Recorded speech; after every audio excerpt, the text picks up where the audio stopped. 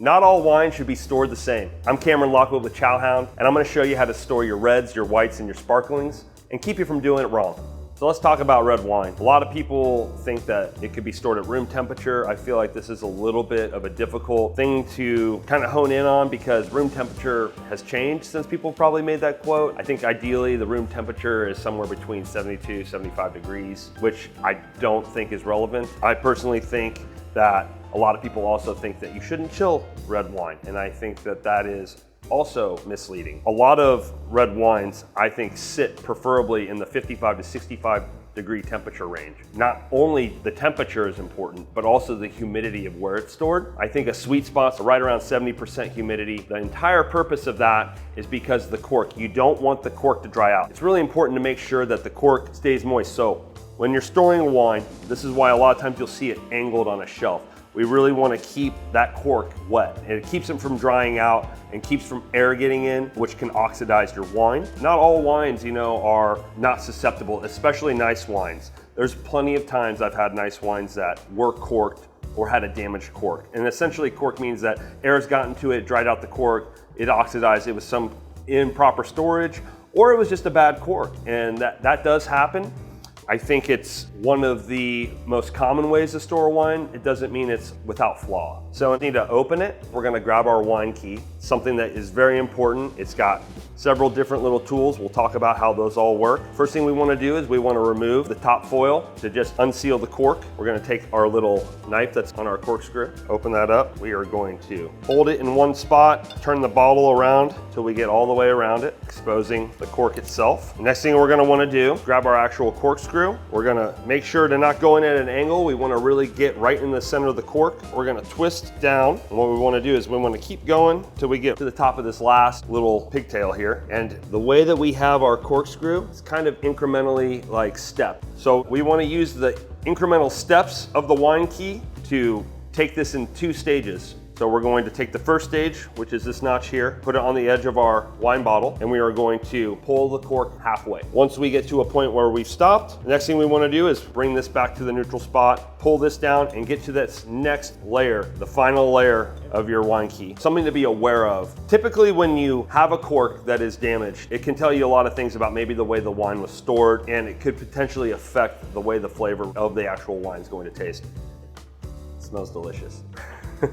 Some people like to collect corks, but I will tell you once the red wine is opened, it's not necessary to use to try to put back in to save it, okay? What we have here is a nice little airtight stopper that we can actually use to pull the air out of a bottle. What this will do is this will create an artificial cork that will reseal the wine and take the oxygen out of it, so that way you don't lose any of the flavors and can keep the wine, preferably 3 to 5 days. And what we have here is a wine pump. What we're gonna do is use these in tandem. A lot of times when you buy this, it will come with several of these reusable corks, okay? And these can totally be washed and reused time and time again. So it's a pretty cheap and good investment, especially if you're an avid wine drinker or you're just starting to get into it. So we're going to place the reusable cork in the bottle, and we're going to pump about 7 or 8 times, and your wine should be good to go for the next time you wanna drink it. I would recommend not keeping it this way for probably more than 5 days. I think 1 to 3 days is kind of the sweet spot. If you don't have a temperature controlled wine rack, you can keep this just kind of in a relatively cool spot that's not exposed to a lot of sunlight, and this should be fine. I would recommend not leaving it in your regular refrigerator, as it will make it a little bit too cold and it will change the profile of the wine.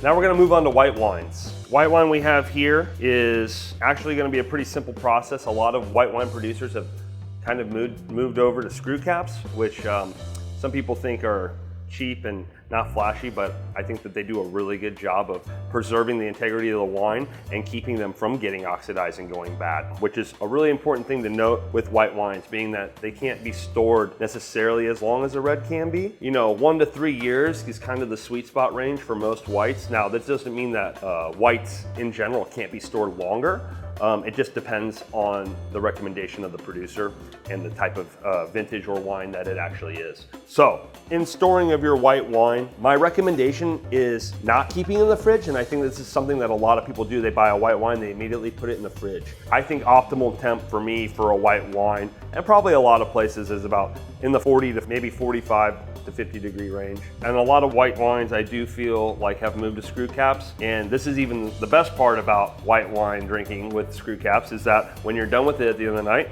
same thing applies.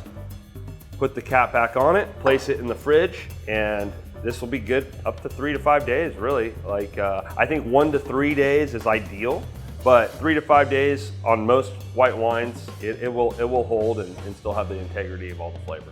In the same family of the white wine, we also have sparkling. This could be your champagnes, your cavas, your brutes of any kind, even a Lambrusco. In storing your sparkling wines, you can refer to the same with your other white wines. Just keep it in a nice, cool place, away from sunlight, and definitely start to chill it down, you know, maybe 30 to 45 minutes before you want to serve it. Like most wines for me, I like to have them on a little bit more in that optimal drinking range of that, you know, 45 to 50 degrees, just because I really do think that it makes for a better experience with the carbonation and overall just mouthfeel of the wine. Sparkling wines like this, they are corked, so the same rules apply to the angle in which we store it, making sure that cork does not dry out and we're preserving the integrity of the wine.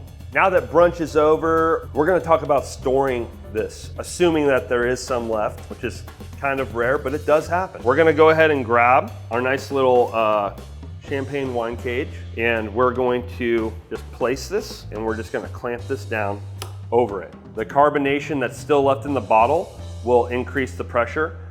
It will not remove the oxygen that's already in there, but it will allow it to displace the oxygen that's in there with the pressure from the carbonation that's still happening in the bottle. This will ensure that you have an enjoyable glass of sparkling for up to 5 days. Preferably 1 to 3 is ideal, but it can last up to 5 days. So whether it's whites, reds, or sparkling, remember these tips for storing so you can for sure enjoy your next glass.